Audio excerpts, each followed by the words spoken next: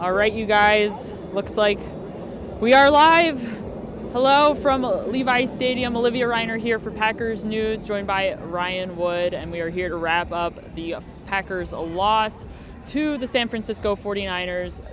Goodness gracious, Ryan, this was not the turnout I think we expected from the Packers. We expected this to be a close one, and this was truly an ugly loss to cap off a season of ugly wins. A lot of successes for the Packers throughout this season, but this was a sour note really to end this season. It was another shellacking. I mean, very similar to the first game. 37 points, identical defensively. All the talk about the players only meeting, fixing the problems defensively against this 49ers team, it didn't. And the worst part for them is that they knew exactly what the 49ers were going to do. They came out in their base defense with 3 down linemen, the Smiths, that 5-man front, 2 traditional inside linebackers, no hybrid nickel stuff going on. They came out in their run defense, forget the pass, and they couldn't stop it. So that has to be the most frustrating thing. They knew there was no surprises tonight. They knew what they were going to do, and they couldn't stop it. So what's the gap? Team speed. 49ers are faster offensively. They're faster defensively. They're the better team, and that's the bottom line. Packers lost to the better team. I turned to you in the press box, Ryan, and I said, I know Mike Pettin likes to say you can fly to Miami faster than you can run to Miami. That's a good line. However, the truth is that today proved that in some cases you can, in fact, run to Miami faster than you can fly there. Raheem Mostert on this field tonight was unbelievable. Was able to punch that ball in, 4 touchdowns. I mean, it was what he was able to accomplish on the ground repeatedly, on the outside, get to the edge, just as I'm sure Matt LaFleur would love to have his offense work one day. Yeah. They were able to pull that off. Well, that's the key, one day. The 49ers are right now in that one day that Matt LaFleur would like to get to in a very similar scheme. They're just ahead. They're ahead of that, and they showed that. It wasn't Raheem Mostert, clearly phenomenal. MVP of the NFC Championship game. His stat line looked like basically what you would expect from a quarterback. Jimmy Garoppolo's stat line looked like what you'd expect from a running back. It was the inverse of the two, but the reality is that they schemed it up really well. Talked with Darnell Savage Jr. in their locker room, and he just talked about the combination of they disguise everything so well, and then they hit you with that speed. It's not just the speed, it's the scheme, and they force the defense to diagnose and to figure out where it's coming from with all the sideways actions and all that. And then once they come at you fast. And that combination was just too much. I mean, they knew what was happening. They couldn't stop it. They were powerless against it.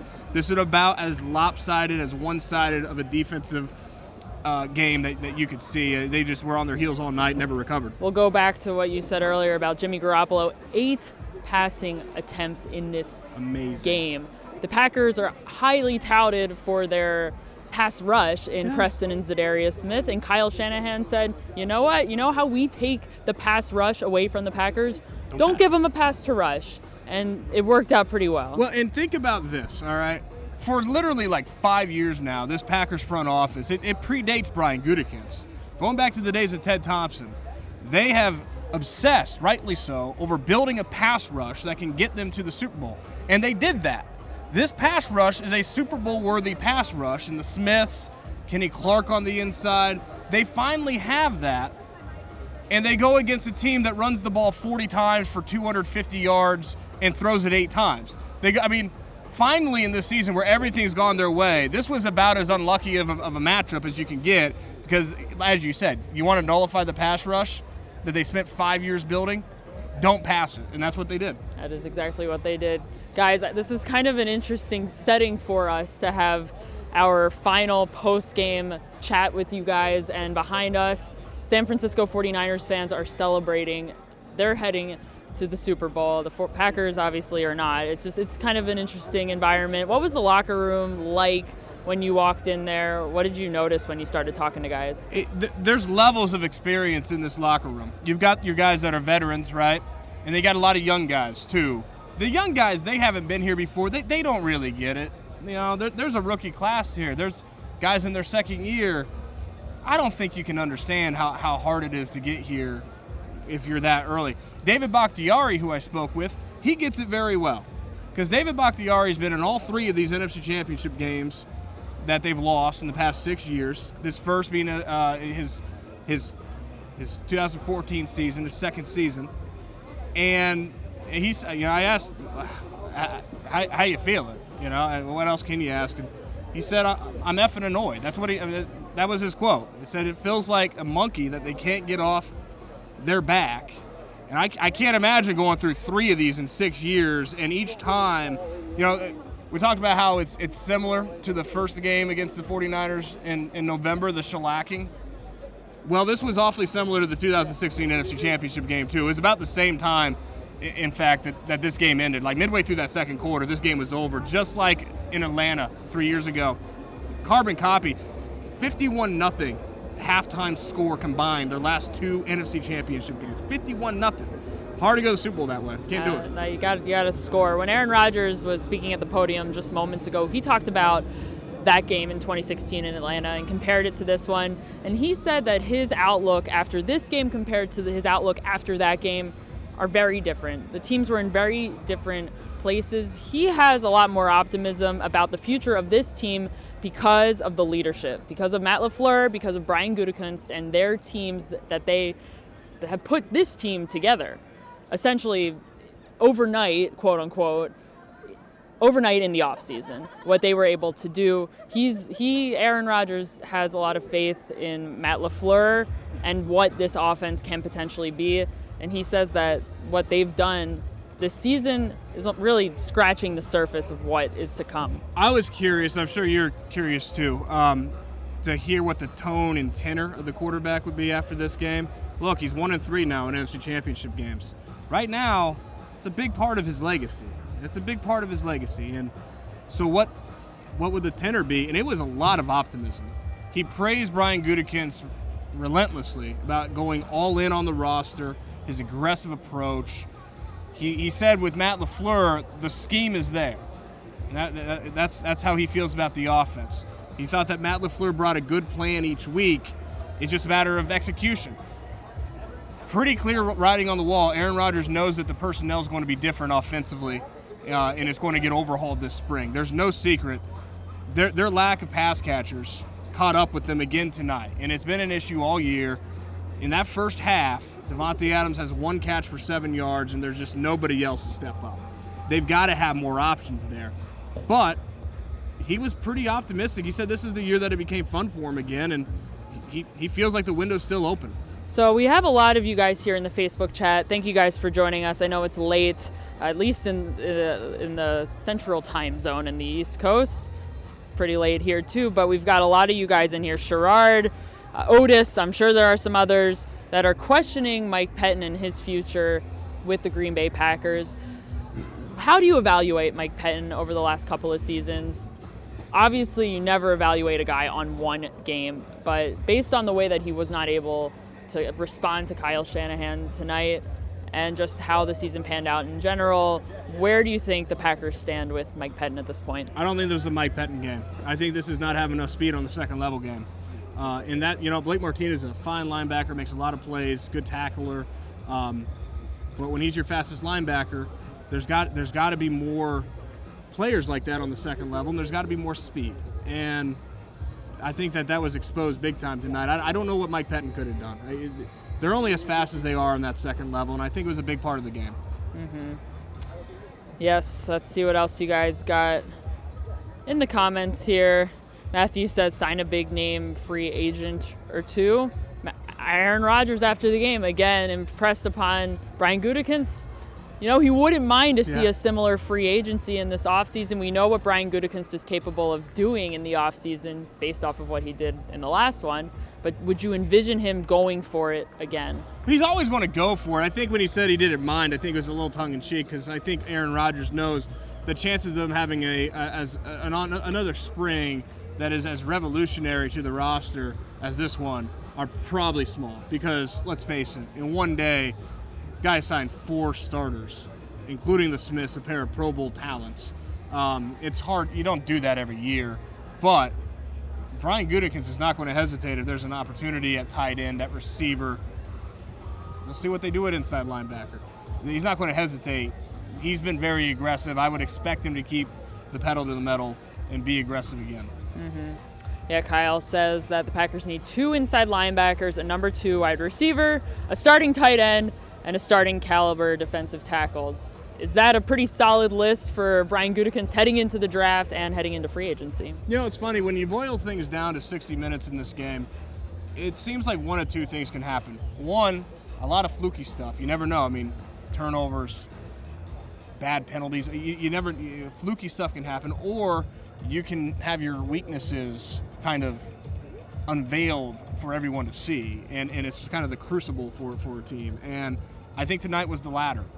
You hit it right on the head. They need more inside linebackers. If they're going to, this league is reverting back in some way to where the run game, you saw it tonight. You saw it with the Tennessee Titans. I know they didn't go to the Super Bowl, but you saw it with the Tennessee Titans and the run that they made. The run game is becoming more prevalent. You got to have the speed on the second level to contend with that. And then on the other side, you got to have pass catchers. And I'll add this too. The 49ers had 3 guys, Matt Breida, Tevin Coleman, and obviously Raheem Mostert, lead them in rushing during a game this year. All 3 of those guys have over 500 rushing yards. Tevin Coleman goes down with the shoulder in the first half tonight, and obviously they don't miss a beat. The Packers have Aaron Jones, and he's a phenomenal player. He had 23 touchdowns in all, another pair of touchdowns tonight, 4 in the postseason, 23 touchdowns in all this season. But if you lose Aaron Jones, like the 49ers lost Tevin Coleman, what happens is Packers rushing attack. So it's not just the pass catchers. They need more depth, more playmakers in the backfield too. They can use playmakers anywhere on offense. Going into this game, we all were looking forward to something more competitive than Week 12. We all predicted something somewhat competitive, relatively, but we all predicted something. If you go back and look at our scores, they're all relatively close. What happened? Is it a lack of execution? Were we fooled into thinking that something had changed over the span of weeks that the Packers played here last? What was it? They were the second best team. There was a clear gap. Now, why was that? The 49ers are faster on offense, they're faster on defense. And more than that, they're ahead in their scheme offensively. And on the other side, Matt LaFleur's calling plays against his best friend, Robert Saleh, who they know each other very well. But Robert Saleh is also ahead in his scheme with this defense, and he's got, frankly, better players. There's more talent on that 49ers defense than there is on the Packers offense. And so when you have the more talent and you're more advanced in your scheme on both sides of the ball, this is what happens. All right, well, any other closing thoughts before we end this here? Again, I don't think anyone expected the Packers to make it this far. We've talked about it all season. Expectations rose as the Packers continued to find success. And for whatever reason, unfortunately tonight, those expectations that they kept raising for themselves, they fell short of them. You know, the thing that strikes me and was brought up in the post-game press conference with Aaron Rodgers is that there's a pathway, pretty clear, easy, attainable pathway for this team to be better and more talented next year. If Brian Gutekunst has another good draft and really overhauls the talent on offense, they should be better. But that doesn't mean that they're going to get back to this place. Everything went right for this team this year. Aaron Rodgers mentioned that. He said they've had more talented teams than this year. They just always found a way. He equated it to 2010. He said there's more talent. They've had more talented teams in 2010. They just always found a way that year. That's how this year was. So the frustration, I mean, they lost to a better team. There's no question the Packers lost to a better team this year. But the frustration is that everything went well. Everything went right. They got a lot of breaks, and it still wasn't enough. And they know that it's not guaranteed to happen that way next year, even if they are more talented, even if they are better. That's the tough pill to swallow, I think. Yeah, you said that very well, I think. And I think Packers fans probably feel the same way, this exasperation of feeling like the stars have aligned in some ways, especially with the health of this team. I mean, we've said it multiple times throughout the season, but the Packers might not ever be this healthy ever again for who knows how long. I mean, that's such a huge factor. It's such a huge factor in how teams can be successful in the postseason. They might not have that again. They don't know. They simply don't know. I'm not going to forget David Bakhtiari saying, I'm effing annoyed. It's like a bunkie we can't get off our back. I can't imagine the frustration of going through 3 and 6 years and losing all 3 like that. There's been more frustrating stretches in NFL history. I think back to the Buffalo Bills losing 4 straight Super Bowls, and it doesn't get any more frustrating than that. This is not that. But 3 and 6 years and to lose all 3, that is historic frustration. That's not a small thing. And for the handful of guys that have been in that locker room that have been through all 3, it gets really, really old, and you can see that. I'm not going to forget that. Yeah. All right. Well, listen. There's the frustration, and then there is the outlook into the future. They have this offseason. It's time to retool. And this is when, I guess, you get excited again about the future and what could possibly come and what's out there. There's something else out there. There are more players out there, free agency, the draft, and we will be there covering all of it for you guys. So make sure you check out PackersNews.com, guys. This is not over. I mean, the season is over. The road for the Packers, the 2019 Packers, ends here. However, our jobs are not done. There's still Football a lot more. Always happens. It's 12 months a year. There's a lot more going on. The combine is, my goodness, it's a month away now. And then the draft you is say it like that. Right after that. And we're back into things. So, guys, there's a lot more to discuss. And we always love hearing your thoughts. And we'll try to involve you as much as we possibly can as the Packers embark upon their offseason journey. And they will hope to get back into this position next year. Who knows? But anyway, should be interesting. Guys, thank you so much for joining us. We appreciate it all season long. You guys have been awesome to interact with, and you don't have to stop. Like I said, we'll be back to chat with you guys hopefully later this week, just to sum some things up. We personally will not be at the post-game locker room, the end of season clean out. So what we just saw from the Packers was probably the last time we're going to see them until training camp or OTAs, April, yeah. So it's going to be a little while. I know Jim and Tom will be there tomorrow for the locker clean out. So make sure you're plugged in again to PackersNews.com. Any updates they have and they're able to find in the locker room tomorrow, they will be sharing with all of you over there. So make sure to check that out. Follow us on all of our social media accounts. We'll have any updates that we find out over the next several weeks and approaching the combine over there. Guys, again, thank you so much.